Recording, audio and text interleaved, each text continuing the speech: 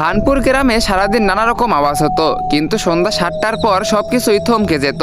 চারিদিকে নেমে আসতো শ্মশানের মতো নীরবতা। 7টা বাজার পর লোকজন গাড়ি চালানো বন্ধ করে নেমে পড়তো, যাতে গাড়ির আওয়াজ না হয়। টিভি বন্ধ করে দেওয়া হতো, এমনকি কোনো শিশু কাঁদলে তার মুখ চেপে ধরা হতো। একদিন সন্ধ্যা 7টার সময় এক ব্যক্তি চুপি চুপি হেঁটে যাইতেছিল। হঠাৎ তার সামনে একটা ইঁদুর চলে আসে। ইঁদুর দেখে ভয়ে লোকটির মুখ থেকে চিৎকার বেরিয়ে যায়, আর সাথে সাথেই সেখানে তার শরীর ছিন্ন ভিন্ন হয়ে যায়। যারাই সামান্য শব্দ করতো তাদের সবার অবস্থায় এমন হতো, এমনকি ভুল করে শব্দ হলেও নিস্তার ছিল না। পরের দিন রাইস্টার ভুল করে ভানপুর গ্রামে ঢুকে পড়ে। অজানা রাইস্টার যখন গ্রামের ভিতর দিয়ে যাচ্ছিলেন, তখন হঠাৎ করে সন্ধ্যা হয়ে আসে। চারিদিকে একটাই শব্দ শোনা যাইতেছিল, 7টা বাজতে আর মাত্র কয়েক মিনিট বাকি আছে। রাইস্টার দেখলো এক ব্যক্তি তার সামনে গাড়ি থামিয়ে সেটিকে ধাক্কা দিয়ে নিয়ে যাইতেছে। রাইস্টার অবাক হয়ে বাইক থেকে নেমে লোকটির কাছে গেল এবং তাকে জিজ্ঞাসা করলো, আরে ভাই, গাড়ি থামিয়ে ধাক্কাচ্ছ কেন? আর এই অদ্ভুত আওয়াজটাই বা কিসের? তারপর লোকটি বলল, এই যদি মরতে না চাও তবে তোমার মুখ বন্ধ রাখো। 7টা বাজতে আর মাত্র 2 মিনিট বাকি। তোমাকে দেখে অন্য জায়গার লোক মনে হইতাছে, চলো আমার সাথে আমার বাড়িতে, কিন্তু একদম শব্দ করবে না। রাইস্টার কোনো কিছুই বুঝতে পারলো না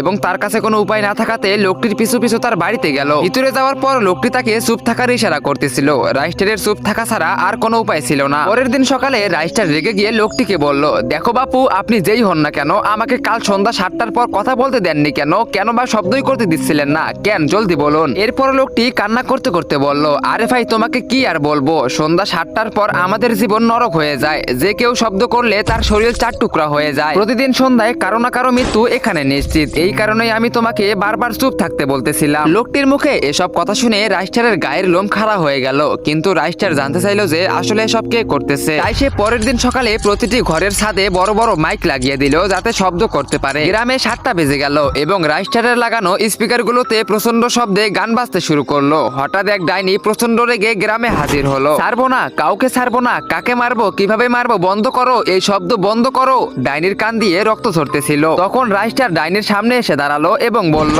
আচ্ছা, তাহলে তুই সেই যে 7টার পর শব্দ করলে মানুষকে মেরে ফেলিস, এখন বল কেন এমন করিস? তখন ডাইনি বলল, আরে পালা এখান থেকে, এমনিতেই আমার মাথা খারাপ হয়ে আছে, তোকে কেন বলবো? তখন রাইস্টার বলল, আচ্ছা ঠিক আছে, আমাকে বলার দরকার নাই, আমি এখান থেকে চলে যাবো তো, তাহলে স্পিকারের সাউন্ড গুলো আরো জোরে বাড়িয়ে দিয়ে চলে যায়। তখন ডাইনি চিৎকার করে উঠলো, না না, এমন করিস না, আওয়াজ বাড়াস না, আমি সব বলতেছি। আসলে আমার নাম চামেলি, আমি এই গ্রামে এসএসসি পরীক্ষা দিতে এসেছিলাম। পরের দিন আমার পরীক্ষা ছিল, তাই আমি মনোযোগ দিয়ে পড়তেছিলাম। কিন্তু আমার ঘরের বাইরে কিছু গুন্ডা নেশাগ্রস্ত অবস্থায় চারপাশে অনেক জোরে গান বাজিয়ে নাচতেছিল। আমি তাদের কাছে গিয়ে প্রতিবাদ করলাম, এই তোমরা কি জমিদারি পেয়েছো নাকি? এত রাতে এভাবে গান বাজিয়ে পার্টি করতেছো কেন? এখনই বন্ধ করো। কোন ওই গুন্ডারা গ্রামবাসীদের কাছে গিয়ে আমার নামে মিথ্যা কথা বললো, আমি নাকি চোর। এই মিথ্যা অপবাদ দিয়ে তারা আমার শরীর থেকে মাথা আলাদা করে দিয়েছিল।